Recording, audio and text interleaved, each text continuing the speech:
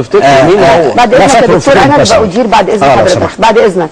ما حضرتك بتديري بعد اذن حضرتك انا اديت حضرتك اديني فرصه جايه معين. لا انا بكلمات معينه، انا ارفض في وقت معين علشان المشاهدين ياخدوا انتباه معين. انا ارفض واتحفظ يا دكتور. حضرتك خدت كلمتك وقلتها للكامل، ما حدش عارف حضرتك. خلالنا ربع ساعه انا اتجاه حضرتك عاوزاه. انا اسفه وارفض، والا ما كنتش استضفت حضرتك واستضفت مش كفايه تستضيفيه. يعني ايه حضرتك ما سمعتش. انا اسفه.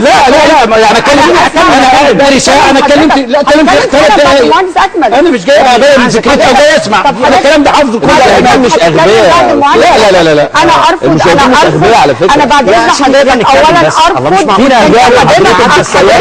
حضرتك حلقه انساني في اجتماعيه. لا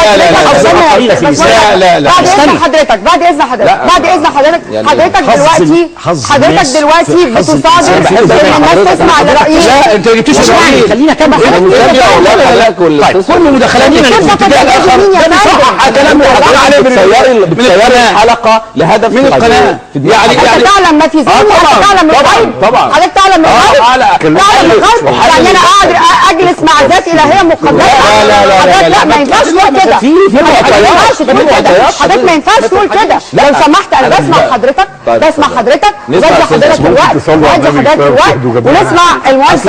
الموضوع ده اتهرس قبل كده. يعني ايه اتهرس؟ مش فاهمه. انا مش فاهمه يعني ايه كلمه اتهرس. اكمل